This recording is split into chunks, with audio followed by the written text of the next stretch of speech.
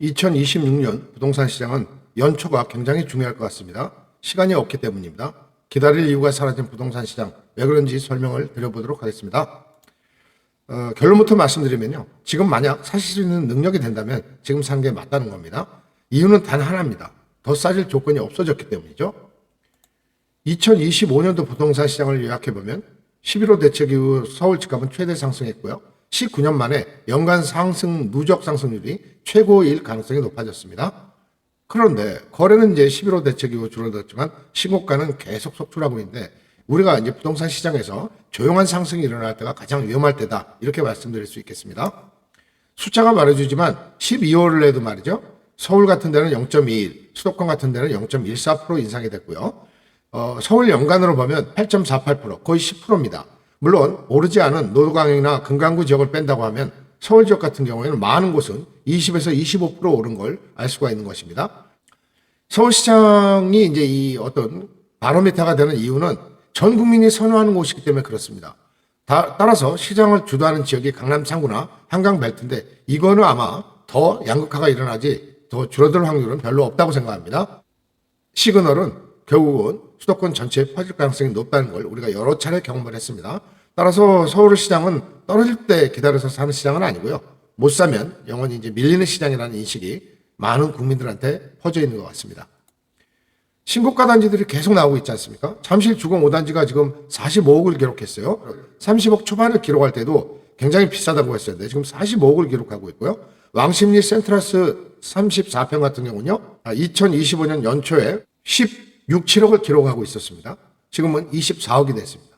따라서 재건축이라든가 또 대단지, 입지가 좋은 곳, 또 가격 조정이 일어날 때도 안 빠진다는 걸 증명을 해주고 있는 것입니다.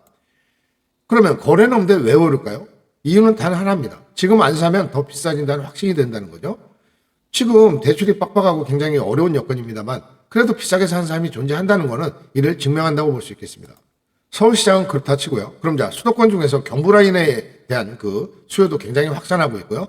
아마 이거는 실수요자들이 서울을 못 산 실수요자들이 이동을 하면서 벌어지는 일 같은데 이런 현상은 당분간 계속될 것 같습니다. 일단 가까운 순서대로 하남, 성남, 수지, 오산 이런 순위입니다. 다만 제가 바라보기에 이하 지역은 리스크가 있다는 점도 알려드리는 바입니다. 2025년도의 부동산 시장을 한번 정리해보면요. 일단 공급 부족이 고착화됐다는 거하고 그다음에 규제를 썼는데 세 번의 규제가 전부 그 약발이 먹히지 않았다는 겁니다. 그리고 상급지에 대한 선별 상승은 더욱 강해졌다는 거고 또 무엇보다도 분당이라든가 이런 지역에 대한 재건축 프리미엄이 폭발적으로 일어났다는 겁니다. 어쨌든 전반적으로 보면 수도권 쏠림이 강화됐다 이렇게 말씀드릴 수 있겠고 아시다시피 6.27 대책에서 약간 효력을 보이는 것 같다가 9.7 대책을 내놓으면서 오히려 불을 붙이는 결과가 나타났거든요. 그래서 정부에 대한 어떤 신뢰가 많이 무너진 게 현실이고요.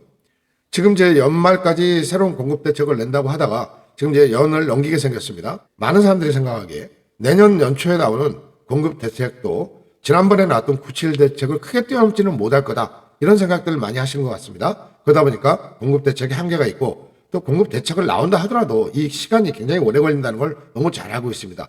지금 이제 우리는 당장 공급하는 걸 원하고 있는데 실제로 금방 나올 수 있는 대책들에 대해서는 지금 준비가 좀 미진하다는 것입니다. 2026년도에 나타날 변수들을 한번 보면요. 일단 금리 인하 기대가 좀 있습니다. 최소한도 0.25에서 0.5까지는 인하가 되지 않을까 이런 기대가 있고요. 이러면 대출 여건이 개선이 되면서 또 집값 상승에 불쏘시개가 될 수 있겠고 입주 물량은 계속 감소하고 있습니다. 이거는 2029년도가 돼야 입주 물량이 나오기 때문에 그때까지는 이런 현상이 계속 심화될 걸로 보입니다. 서울과 수도권에 대한 선호 현상이 계속 강화되고 있다는 겁니다. 그래서 핵심 입지는 선호가 가속될 것이다. 이 대통령 실장이 토지 일부 완화 가능성을 또 얘기한 적이 있고요. 보유세 인상이라든가 양도세 중과 부활 가능성은 좀 약간 약화되는 그런 기조를 보이고 있습니다. 이건 6월 달에 있을 지자체장 선거를 의식하지 않을 수 없다는 걸 우리가 알 수 있고요. 특히 보유세 같은 경우에는 만약에 올해 인상을 한다면 2027년도부터 반영이 되는데요. 2028년도에는 또 국회의원 선거가 있습니다. 그렇기 때문에 당정에서는 당장 이런 제도들을 도입하기가 굉장히 어려울 거라는 예측이 지배적인 것입니다. 지역별로 보면요. 일단 서울 같은 데는 핵심지 같은 데는 지금이 제일 싸다고 말씀드릴 수 있겠고요.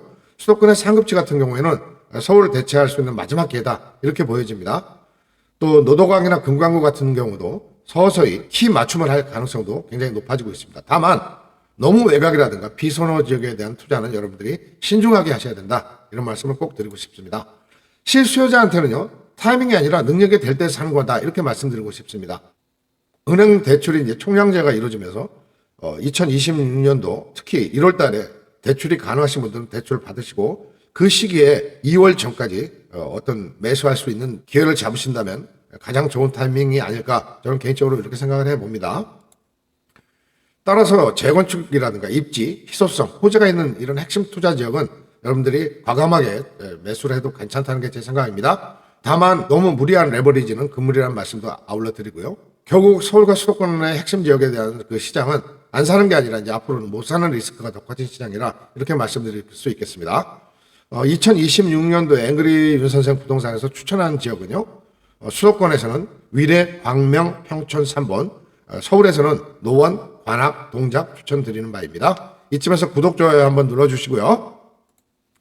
따라서 2026년도는 기다리는 해가 절대 아닙니다. 향후 5년을 준비하는 해고요. 그 준비의 핵심은 살 수 있으면 좀 빨리 사는 겁니다. 그것도 연초 1분 내가 매우 중요하다고 이렇게 말씀드릴 수 있겠습니다. 2025년을 이제 마무리하면서요. 지난 한 해 앵그리 윤 선생 부동산을 사랑해주신 여러분 정말 감사드립니다. 2026년에도 더욱 신선한 정보 전달하는데 최선을 다하겠습니다. 고맙습니다. 새해 복 많이 받으십시오.